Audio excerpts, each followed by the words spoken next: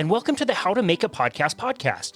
My name is Casey Ruff from Boundless Body LLC, and I am the host of Boundless Body Radio. Before October of 2020, I was not a podcaster. Now, I have recorded hundreds of episodes featuring incredible guests, created tons of helpful content, and have consistently generated thousands of downloads every month since I began. I'm just a regular dude trying to share a message, and now I'm ready to show you my process, my successes and failures, and everything I've learned along the way to help you start your own podcast. Together, we'll explore the entire process of having a podcasting idea and take it all the way to publishing your first episode and explore all the steps in between. Then, I'll give you all the tools that you will need so you can record as many episodes that you want to release after that. Podcasting is one of the most enriching skills I've ever added to my life, and I've learned a ton by talking with some of my heroes and sharing it with anyone who wants to join us on our journey. So, sit back, grab a notebook, take some notes, and welcome to the How to Make a Podcast podcast.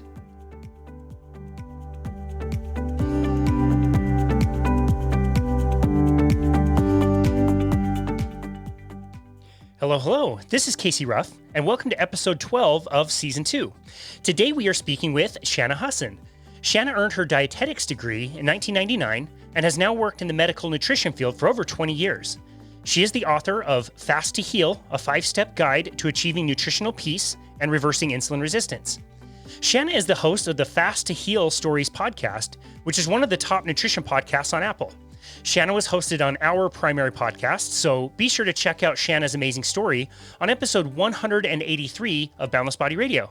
Shana.hussin, welcome to the How to Make a Podcast podcast. Thanks, Casey. It's so glad to be chatting with you again. Yeah, it's great to chat with you as well. I had such a good time interviewing you before.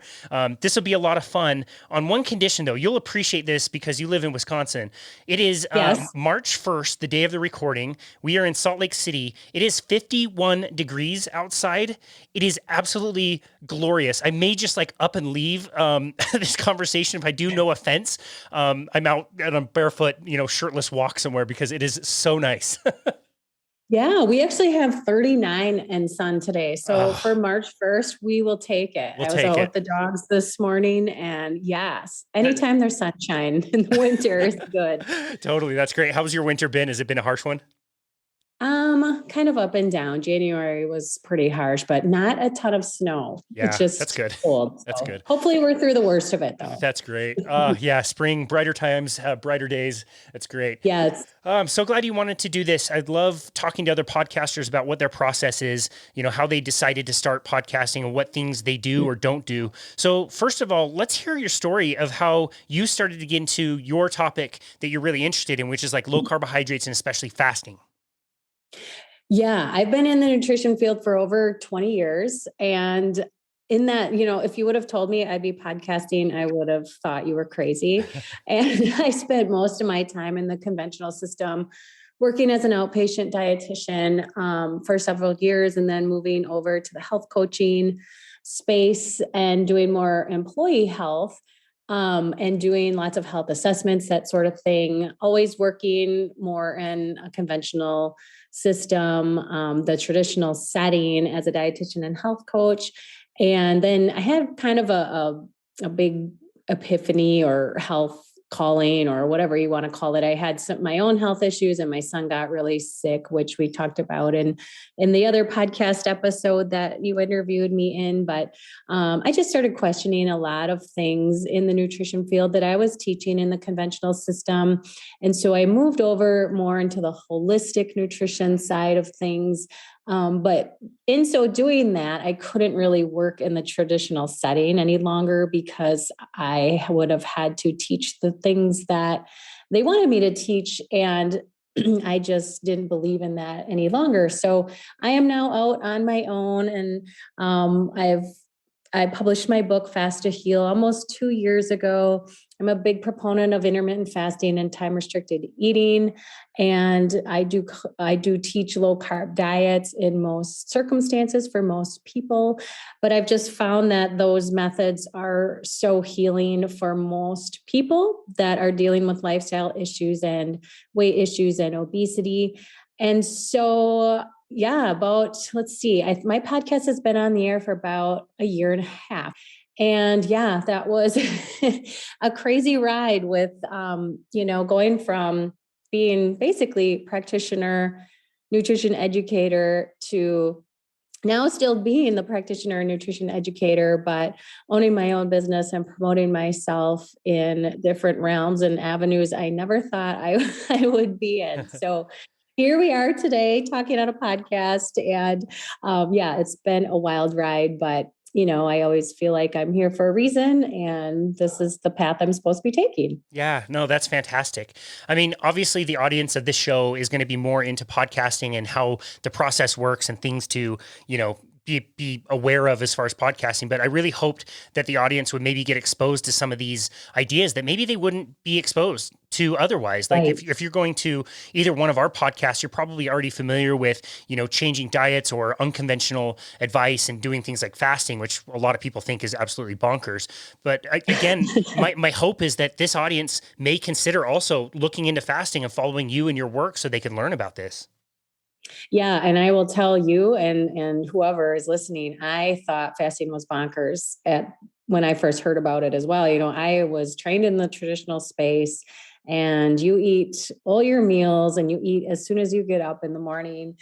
And when I would hear other podcasters talk about intermittent fasting, I would just tune it out. I did that for many, many months. And my own health issues were enough that I thought, there's so many holistic healers promoting this. Why don't I just give it a try? Like, what am I so afraid of? What I'm afraid of is not being able to eat right when I want to, and now I'm a pretty pro at intermittent fasting and even some longer fasts here and there. But I was right there with everybody else who thinks fasting's crazy. I really didn't think I would ever be leading the lifestyle that I am now. Yeah, it's so interesting to look back on that journey. And I think if you are listening and you do feel some kind of fear about not being able to eat, like really it is the most enjoyable and natural and just easy process. Once you get used to it, your hunger completely changes, and the difference that you can see in your health is just staggering. It's one of my favorite practices. So I'm certainly glad you faced that fear and decided to share your message. So tell us, Yeah. like, when did you first start thinking like podcasting might be something you want to get into? So my book was published in April of 2020, and I did not have a big social media following. I was on Facebook for many years, and I'm in my mid 40s, so Instagram was kind of, what do we want to say? Know I was exactly where you're going afraid with of this. it. Like, I thought that's just for young people, and I don't know how to promote myself on there. And thankfully, I have 3 teenagers in my household, and my daughter is now 18, and she kind of helped me learn the ins and outs of Instagram and how to promote myself there. But even with those 2 things and slowly building an email list, like it is difficult to get your name out there and get your message out there. And when you're planning and when you're so, like I am so passionate about what I teach. I just thought, hey, my passion's gonna come through. I'll get all these clients, I'll get all these people following, and it's more difficult than you think it is. And especially I think in the weight loss industry and the health industry, you can really get lost because there are just so many people. And I've taught classes since my early 20s. I taught fitness classes when I was in college. And then a lot of the work that I did in the nutrition space was teaching classes. So I was very comfortable in front of people and talking with people and interviewing people. And, as I mentioned, I've been a podcast junkie for years and years. So that's a lot of how I learned what I teach now was from podcasts and from other people doing podcasting. And the more I thought about it, I thought, you know what? I have a lot of knowledge to share. I have my own message. I want my own podcast and I want to bring people on. And as more people started to follow through with the approaches laid out in my book and the programs that I teach, the more success stories that I had, And so when I first started my podcast, it was mostly based around the success stories. And a lot of my early podcast episodes are with clients who are very successful.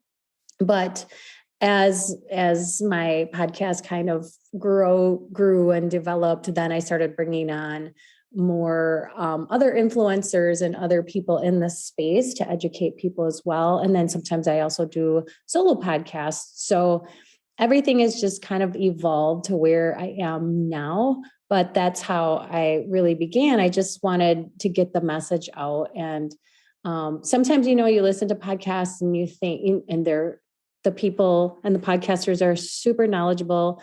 And sometimes you're just like, you know what, I want to get out there and teach my own message, because I think the knowledge that I have can be helpful for a lot of people, and podcasting is an excellent way to do that. Yeah, no, that's a really great point. I think it's so important to talk about stories. I'm so glad you chose that as your format.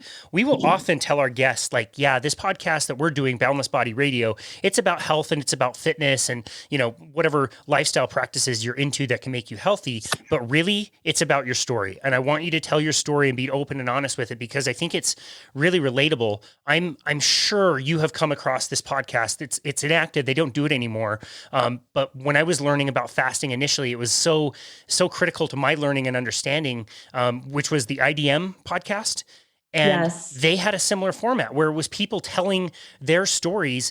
And again, it's different. It's like you said, like with an expert in the field, that's one thing, but to hear the story of Jim in Ottawa, like, and his, story, nobody would know about it unless they told it in that way. And I thought that was so inspiring. Is that something that inspired you to focus mostly on stories when you were getting started? Yeah. And that podcast that you're speaking of, that was one of my favorites when I first got into the space. And I was so sad when I think there's only like 18 or 20 episodes in that podcast, but I listened to all of them 2 or 3 times. Yeah. But yeah, people relate, like you just said, people relate to stories. And I feel like, we have all this clinical jargon, all these clinical studies. You can find a study for just about anything you want to find a study for. But stories hit home. And I feel like whenever I listen to a podcast that more revolves around stories, I learn something new from each one of those, whether it's just like one little thing that helped that person or one little thing that rubbed off on somebody else from that person. I just feel like stories are, sometimes I think they can be, kind of shoved under the rug, like, oh, that's just that one person telling this one thing. But in my experience, I've learned more from my clients and what they're doing than, I swear, like some of the medical books that I've read. It's just, those are real and concrete. And I think they're so important. Yeah, that is really important. I'm so glad you decided to start with that. Now, I do know that the style of your podcast has really evolved and it changes all the time and your format changes. Can you explain why you've kind of changed your formatting over time and how that's gone for you? Yeah.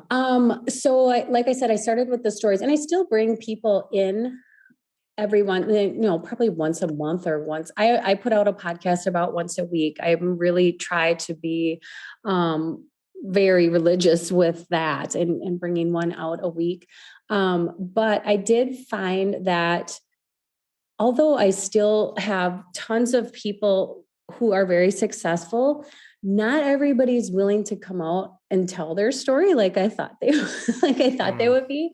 It's like they'll contact me and they'll be like, "Oh my gosh, I've now lost 50 pounds. I just wanted to thank you and thank you for your book." And I'm like, "Hey, you want to come on a podcast?" They're like, "Oh no, like that's not for me." So I did find that just having a mixture of stories, other influencers, other experts in the field, and then just my personal point of view, I think that hits just about everybody. Some people really love the stories. Some people want to learn from experts. And then I get a lot of personal questions and DMs. And so I like to address those on my podcast because, as you can imagine, in the nutrition field, a lot of people will ask me like a really basic question, like, "Oh, I heard fasting is not safe for women." what do you think? It's like, well, I can't say yes. Like, that's a 20-minute answer. And so then I've found, like, more recently, just really taking the questions that I get very regularly and developing those into a podcast. Then I can really say what I want to say and answer how I want to answer. And usually if somebody's asking a question about fasting, I've gotten that question several times, or there's lots of other listeners who are wondering the same thing. So sometimes it is nice to just do a solo podcast because you're not reliant on anybody else. You can, just sit down and quick record it, not be on camera. But sometimes I really love to have influencers and other people on the podcast as well. So I've just found it's been a good mix. When I started the podcast, I thought it was going to be all stories. And then, things just kind of change and evolve, and you listen to the feedback that you get from your listeners, and, just try to do the best you can in the space that you have, and whatever, I've seen my podcast has had very consistent growth. So I figure, well, I must be doing something that people like and are listening to. So, but I do feel like the mixture has been a good thing for the podcast. That's great. No, I wonder that all the time. If, people get too married to one idea and then it burns out, or you're not like able to find guests willing to tell the story. It's funny. That reminded me of that Seinfeld quote where he's like, statistically, people fear public speaking more than they fear death. And so they would rather be in the casket at the funeral than at the pulpit. Statistically speaking, it's kind of funny. That's so interesting about the solo episodes too. Do you do any editing on your solo episodes? Not usually. Wow. I've been teaching for so long and in the nutrition space for so long that I usually don't have much editing. The only time I usually have any edits is if, like, somebody comes barging into the house or the dog barks, or it's usually not because like I said something that I think I need to go back and take out. It's just more so the environmental things that I would have to go and edit out. Wow, that's interesting. The first season of this podcast, it was me doing solo, and it's the first time I'd ever done solo, and it was a real challenge until I realized, like, wait a second, dude, you do your own editing. Like, you can stop at any time and collect your thoughts, and take a break or take a drink or whatever. When you're doing your solo shows, what do you do for your script? Do you know basically exactly what you're going to say, or do you just have bullet points? How do you do that? I know I've had other people ask me this because, like I said, if you ask me a question, I could just sit for like 20 minutes and tell you my answer. But I do not script my podcasts ever. Wow. When I interview somebody on a story, I do tend to ask them the same questions, and we walk through the 5 steps that I lay out in my book.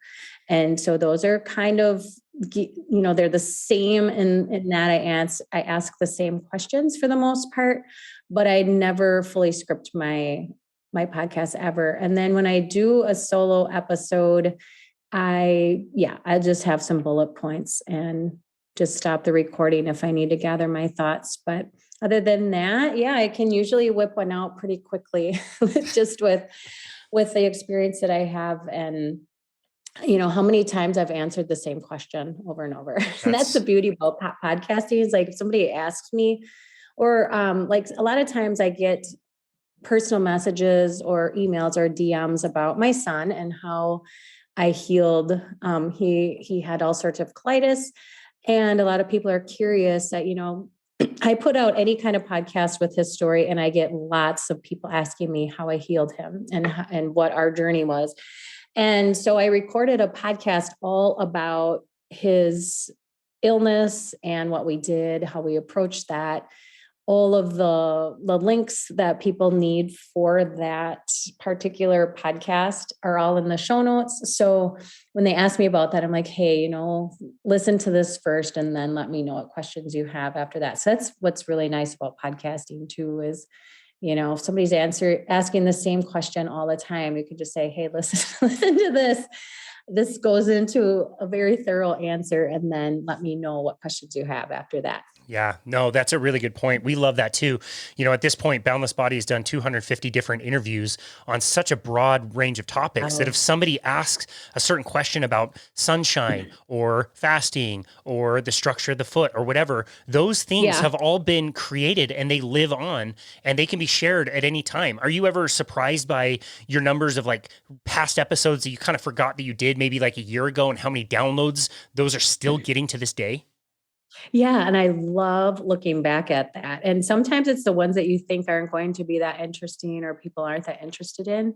And of course, my first episode was my story and why I got into this. And that still has the most downloads. And, a lot of that is, I'm going to go back from the beginning and listen from the beginning. A lot of people do that. But it is an interesting story at the same time. But yeah, I love how you can see which ones are really resonating with people. Well, one of those downloads from your very first episode was me a day or two ago listening back. I love to listen to the first episode that anybody does before interviewing them on this show. And I have to say, like, you really nailed it. Like, if I'd listened to the first episode of Boundless that my wife and I did together, that was rough, not great.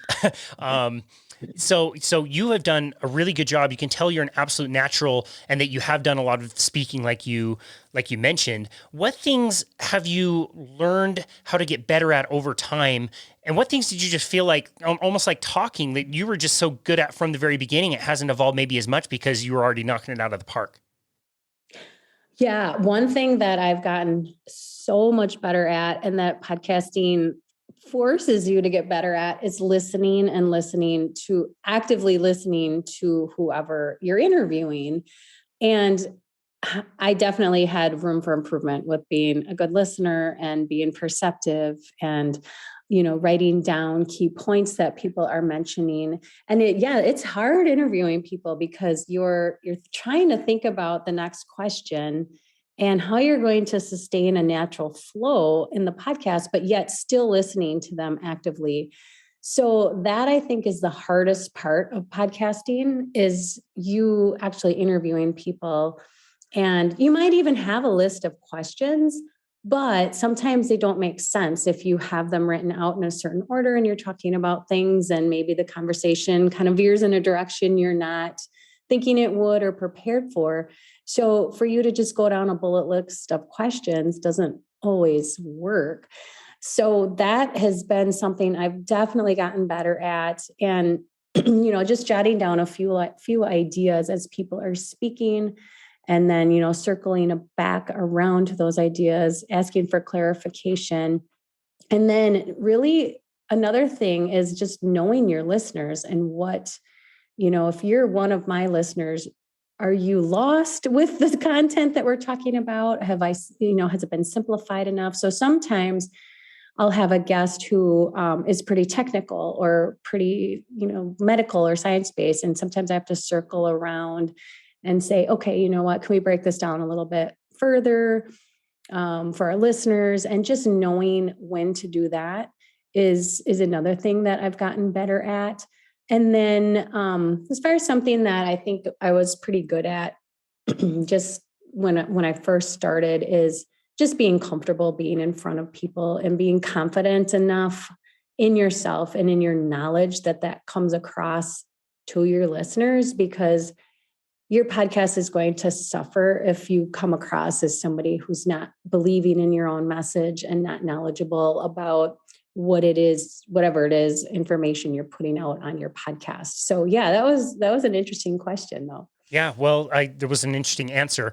That's definitely not something that I was doing in the beginning. I would have a list of questions, but I wasn't taking any notes during the conversation, which is definitely something I do now. I'm looking at, one piece of paper that has the intro that I read, which then goes into be the notes for that episode. So that skips a step. Once I dictate that into my phone and then, clean it up on, a word processor, that step is already done. But then also, as we're having the conversation, I'm writing down different topics that I want to revisit. I'm thinking kind of logically about like, okay, where is this storyline going? How can we flow this naturally into the next topic that I want to talk to you about? And then also something I wasn't doing in the very beginning that I'm so glad I do now is doing time stamping as the episode is going. And so if there's a gap or something that I need to go back and edit, I'm writing it down exactly at the time that thing happened, so that when I'm doing my editing later, it's very easy for me. I don't have to listen to the entire episode. I just go to the timestamp areas and just edit there. And that's such a time saver. Do you do that as well? Yeah, I will. And that's like when I stop, I can usually see that. And sometimes if I know that there is something, this is more of when I'm doing a solo episode, like I'll stop and then I'll start the recording, but not say anything and just do a pause so that I know there's nothing there. And that's where I need to go back and edit. But yeah, editing is an art in and of itself. And I used to do a lot of it when I first started, and I would, any kind of lagging time or lagging, there wasn't talking, I would worry about getting that out, where now I feel like it's just got more of a natural flow than it did in the beginning, for sure. And a lot of it depends on your guest too. Some guests are, I've had a couple of guests where they're like a 1 or 2 sentence answer where you're thinking, oh my gosh, I thought we were going to talk about that for like 10 minutes. And then all of a sudden, oh my gosh, how am I going to fill this time? And others are just really talkative and do a really great job of telling their stories. So yeah, it's a lot more controllable when you're doing a solo podcast versus interviewing somebody, for sure. Yeah, totally. That's so funny. It goes both ways. Like I've had some where like 30 minutes in, I'm scrambling because we've kind of covered everything and I don't have anything else top of my mind to talk about. So I'll always keep a list of interesting questions that you could really just like ask anybody and get an interesting answer, even though they're quite generic. Yeah. It goes the other way too, where you write out all these questions and realize 10 minutes in, like, oh, we're not going to get to hardly any of these. Right. One of my buddies does the Carnivore Cast podcast, Steve Mislinski. And I remember on one, he texts me in the middle of one and I'm like, you're texting me in the middle of your interview? He's like, oh yeah, I just asked one question at the very beginning and we're like halfway through and he's just talking the whole time. So that makes it easy, I guess. Right. Super funny. Yes. It's easier to just let your guest talk than for you to have to fill in, for sure. Definitely. And you also answered another question that I had that I often ask podcast hosts, which is, what is something that you used to think was really important, but since you have changed your mind about? And the answer I keep getting seems to be about the same, which I have to agree with. It's the editing. The editing process, you're right, is so, it requires so much time in the beginning, but if you can kind of clean that up, it really, you can allow the conversations to be a little bit more natural. Yeah. And you always get those people who are, I've had one review on my podcast that wasn't positive. And it was basically, I love your content, but sometimes you smack your lips or something like that, like something that I just do naturally, or you feel like you're chewing gum or something like that. I'm like, okay, I'm smart enough not to chew gum on a podcast. But I just took it with a grain of salt. I'm like, well, she still loves the content. My little natural tendencies, I can't do a whole lot about that. So you're going to get those people. But yeah, I used to care a lot more about that. And I used to edit every little thing out. And now I'm just, this is real life. And I think since COVID too, like people just have grown to expect there might be a dog barking in the background, or there may be a doorbell ringing, or, like things that you just don't have control over, that I used to, oh my gosh, I have to go and get that dog barking out of there that really just aren't that big of a deal. And people just want to learn, and they're there to listen to you and your content and your guests, and they can look past that little dog bark or whatever. Yeah, totally. Well, whoever left that feedback, I would love to know what their podcast is, because surely they're doing one as well. Putting out amazing content. So frustrating. Yeah, I've had some of that criticism before too, and it's like, okay, well, what are you doing? Where's your content?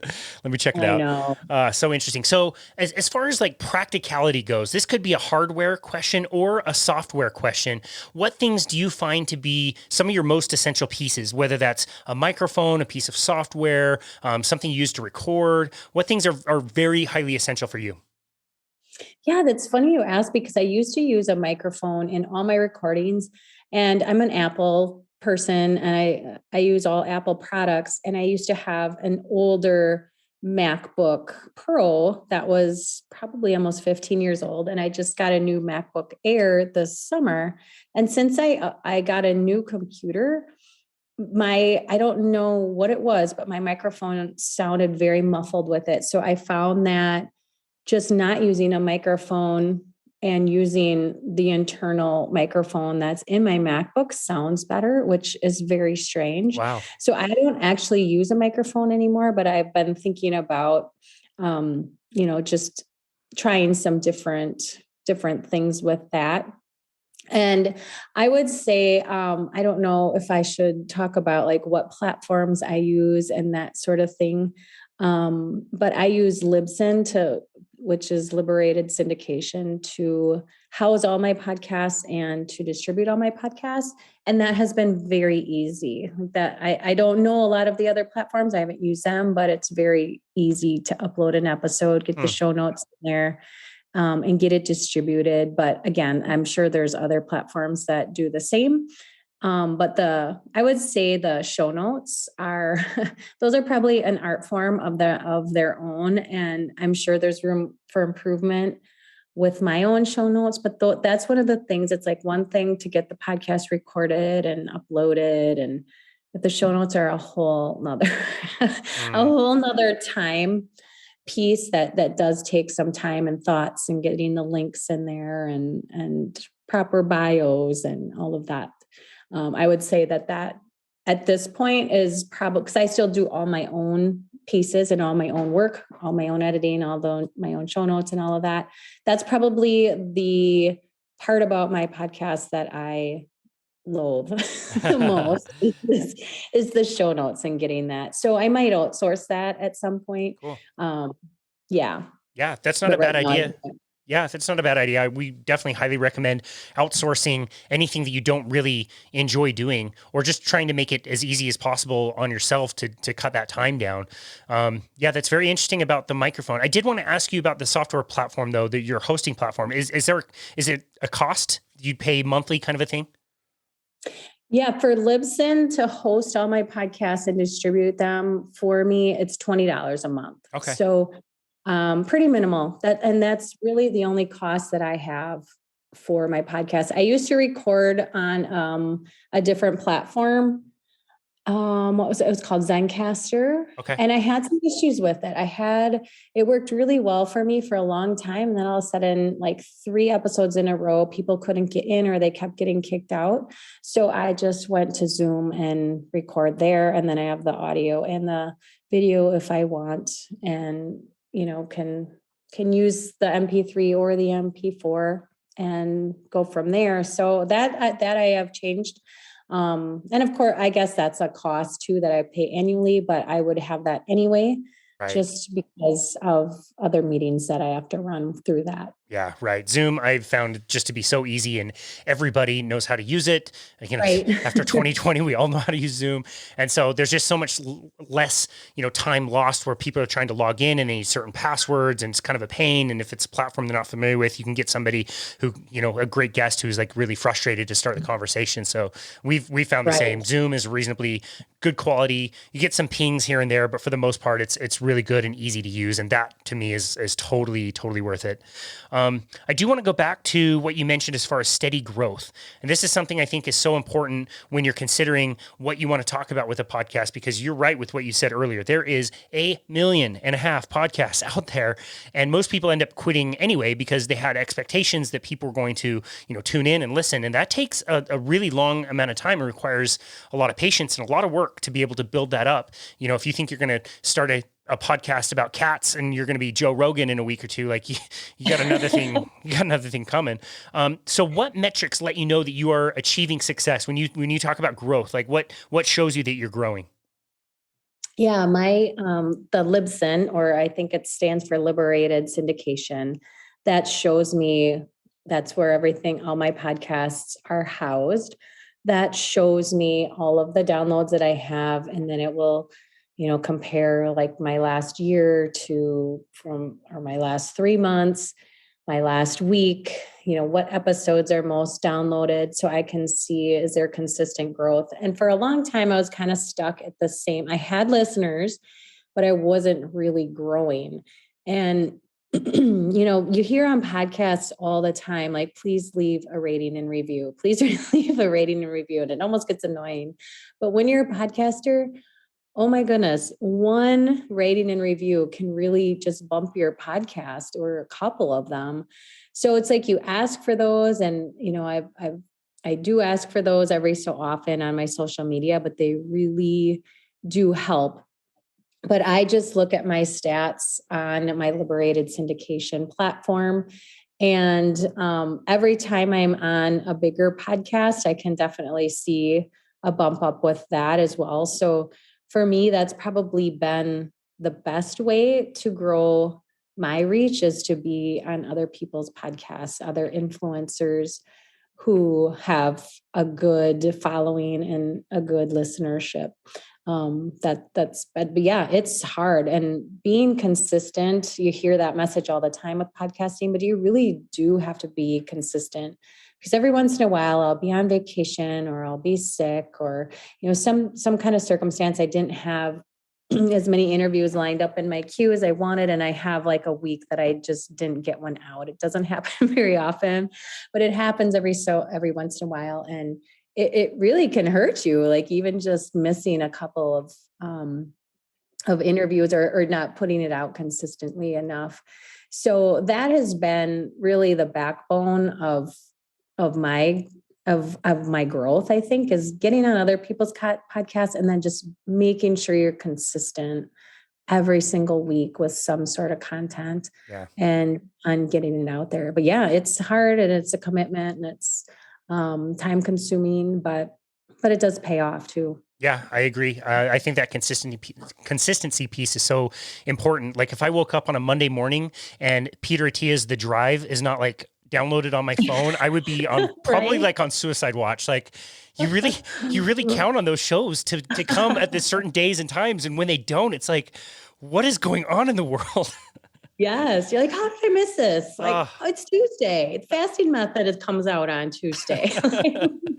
Totally. I'm with you. And some podcasts, I'm like, oh, there's a new podcast. And then there's others, your really favorites, like, the day that they're releasing. Yeah, totally. Yeah, I love that piece about consistency. And I think it's important, like you said, like even if it's not your standard format, at least put something out there so that you have that place marker and people are still downloading your episodes. We interviewed Professor Chris White at Marshall University. He does a podcast called Connected by Controversy. He even hosted me on his show, and we got to talk about some of the nutritional, conventional and unconventional thoughts out there on nutrition, which was really fun. He mentioned something in this episode where he said, like, you're kind of under pressure to have a really good show and create something really compelling every single episode, because it's really easy for people to hear maybe an episode that wasn't great and completely disengage. And I don't know if that's been the case in my experience, but I would love your thoughts on that. Do you feel that same pressure? It's not something I've ever really considered until he said that. I think that is interesting. I think my thoughts on that are, sometimes I feel like everybody knows what I'm putting out already, because it's been in my head for so long, and I've repeated it so long with so many clients, that's an interesting point of view. But I think what else is interesting is that people don't know what you're going to be talking about. And so I have to remember that sometimes, and I also have to remember, like, sometimes you think, oh, everybody's been listening to this podcast since episode 1, and I've repeated this over and over. Or sometimes you're getting somebody, that's their very first episode that they're listening to. So you have to be careful in that you can't assume that people know what you are talking about, but yet at the same time, you don't want it to be too elementary where they're like, yeah, she says this every single time, to make it interesting. So yeah, there's definitely that pressure just to bring some new things to the table, but yet keep it so that everybody is still understanding it at the same time, and you're not going up over their heads, and realizing that, not everybody's listening to all 67 episodes. Maybe they've only listened to a handful, and this is the very first time they're hearing this information. So we can't assume that everybody's listened to all the episodes, but we have to keep some fresh content coming at the same time. So yeah, it's a real art form. Yeah, definitely. I mean, if I'm thinking personally about the episodes that I keep on, downloaded, they download automatically. There's not many of them, but the ones that are on there, they have to really go off the rails for me to ever not download them. I will forgive a lot of, subpar episodes unless they're doing something really egregious. Like when people start advertising, every 15 minutes, a new ad comes on that's something that's completely unrelated to what their message is to begin with, or, they're skipping around, or they're getting like, I don't know, maybe like too political or something. Like I'll bail at that point, but I can withstand a lot of episodes that aren't great if I have already subscribed to you and you've proven that your content is really good. Yeah, I agree with that for sure. And the marketing component is just a whole nother thing. And I know for me, like I've contacted some people and I don't know what the best way, maybe I can listen to this podcast and get some pointers on that. No, you can't. You can't. It was episode either 8 or 9. I can't remember which one it was. That was all about marketing. And I told everybody from the very beginning, like if there's one to skip over, it's the marketing, because this is endlessly confusing to me. I'm 38. I don't know how Instagram works either. I need to hire your daughter to help me. Like, right. So what things do you do with marketing? It's hard because I've done like just a few couple clips of my own programs where I'll, talk about those programs, but that's it. Like that's the extent of my marketing during my podcast, because you're right. I mean, when I get to if I'm listening to someone's podcast and it gets to a commercial, I'm clicking through it. Like very rarely am I actually listening to it. So it's just more annoying. And then you're like out running or whatever. And you're like, oh, I got to dig my phone out and get through this commercial. So yeah, that's an interesting part of podcasting for sure. Yeah, definitely. Well, I really like the way that you do it, which is just a really simple call to action. It's nothing too lengthy. I know when it is. I know when to expect it. I actually enjoy the updates, so I know what's coming, as far as your programs or what you're starting. And I think you do that in a really honest and simple way, which I do really appreciate. I love that you do some announcements at the beginning of your episodes. And again, that to me is very different than, advertisements of things that are completely unrelated and, trying to monetize your podcast. I think so many people out there are doing what kind of you and I do, which is like, we're starting this podcast. We're going to give away some free content in these episodes, but it is like a business thing. I want people to come to our website. I want people to, do a free consultation or come check us out and learn a little bit more so that, if it's a good fit, maybe we can do business with you. Can you comment a little bit about how that has gone for you? Do you feel like podcasting has directly, paid you more and grown your business more, or is it more of like an indirect thing that just takes that time to really establish? No, I really think like this is my main advertisement and this is my main marketing. And I don't see it like that, but that's just how it's panned out.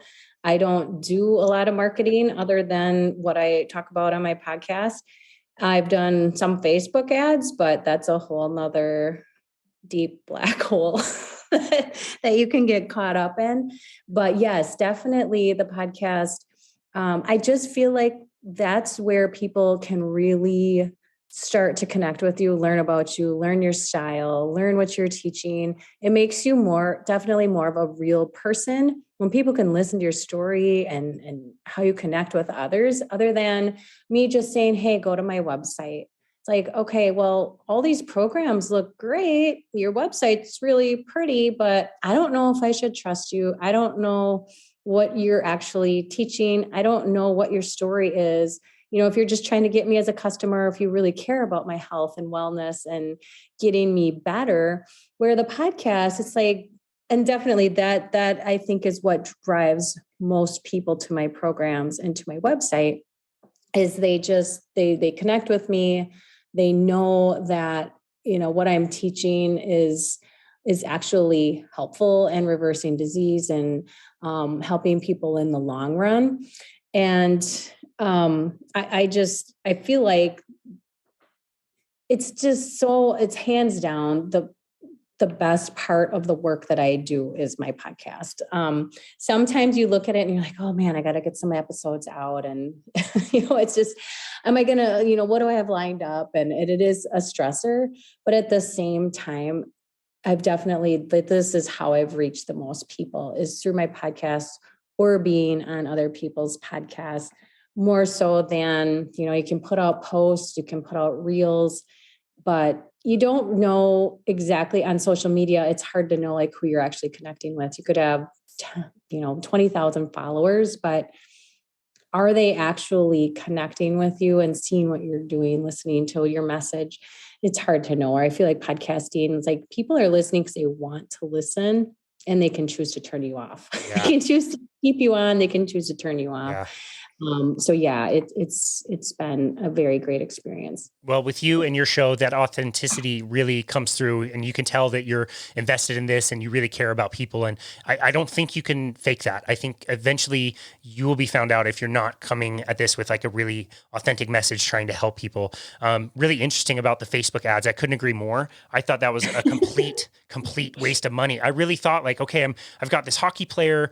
He played hockey in the 90s. So let me target everybody in the United States and Canada who's, of a certain age and they're interested in hockey, and let's promote it there. And I found two things. First of all, that it didn't ever boost the number of people that were downloading the show. It definitely didn't lead to any more business for me. And when I stopped doing ads, my reach went way lower. So I don't know if there's something in those algorithms, but that's at the risk of being canceled or something, Facebook police coming to my house and shutting me down. I wouldn't go that route. I'd never had any luck with that. It sounds like you were kind of the same. I totally believe in that algorithm and the reach too, because and the ads that I ran were mostly engagement ads, meaning I was just looking to connect with more people because I wanted more people to be able to know what I was teaching. And so I wasn't really selling programs, and I actually didn't even run ads to my podcast. It was just more engagement. And I feel the same way, like they worked well while I was running them, but then you shut them off and you just think, weird. Yeah, like there seems to be nobody commenting on anything anymore. So yes, and I feel like you almost need, like I've done some courses on teaching of Facebook ads and that sort of thing, but you almost need somebody to just manage that who's an expert. Yeah. If you're going to do well with it and not lose money. But yeah. Yeah. That's interesting. Before the ads, you reach 350 people. During an ad, reach, 550 people. Don't do an ad again and reach like 30 people. Like it was that big of a difference. Crazy. Yep. I believe it. Crazy. Wow. This has been an awesome conversation. Do you have any other pieces of advice for somebody that either wants to start a podcast or they're currently podcasting and they want to kind of refine the process a little bit? I know one thing that helped me in the beginning, and I did take one course that just helps you get your podcast up and running and things to do to prepare. And if somebody is just starting out, I would recommend that you have 4 to 5 episodes to listen to when you first release your podcast, because if somebody really likes it, they might just listen to that one and forget about it. Whereas if there's several episodes to listen to, then, it's like, I'm sure you do the same thing. You find a good podcast and you start binge listening to it. You can't get enough of it. And so I know I had, when I released my podcast, I think I had 5 episodes there already. And that was helpful. And then another thing that you can try to do when you're first releasing is get your following, family, friends, anyone you have, and do like a rating and review day where you're getting a bunch of rating and reviews all at once. And that will really help boost your podcast initially. And those are hard to get. It's like pulling teeth. Get somebody to rate and review your podcast. And it takes like 15 seconds, but so fast. But yeah. So I think a lot of it is people just don't know. They don't know how to do it. I always put in my show notes exactly how to rate and review, but, or people aren't using Apple or whatever it is. So yeah, but those are a couple of recommendations that I have some in the queue, ask your family and friends to rate and review it, and then just really be consistent. And like we said, being authentic, and, don't feel like you have to edit everything out. Like I laugh when people have things go on or they have little bloopers in their podcast like that. Just makes me want to listen to them more because I know they're real And that's what happens when you're podcasting. So yeah, those are the recommendations I would have. I love that. That's great. Really great advice, especially when launching the podcast, to have several. I learned before doing this, I didn't know this before doing Boundless, but before doing this podcast, if you release a lot at the same time and also get a lot of reviews at the same time, you're way, way, way more likely to land on the Apple, like new and noteworthy, Yes. kind of area. And that's where a lot of people can really find you. So I thought that was really interesting. So I think that's really great advice. Shanna, tell people where they can go to find your podcast. My podcast is called Fast to Heal Stories. It's on all the major platforms. So Apple, Spotify, all of those. And it's also on my website, which is fasttoheal.info/podcast. Awesome. We will link to that in the notes. As always, it's such a pleasure to chat with you. And thank you so much for sharing your great information and experience with podcasting. We really appreciate it. You're very welcome. Thanks so much for having me. Absolutely. It was an honor.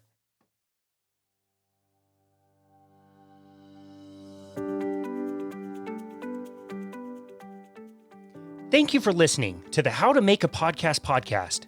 If you enjoyed the episode, please leave us a rating and review on Apple. Also, be sure to check out the show that made all of this possible, Boundless Body Radio, where we provide tons of helpful and informative content, feature incredible guests, and talk all about health and wellness. Cheers, and thank you for joining us on the How to Make a podcast.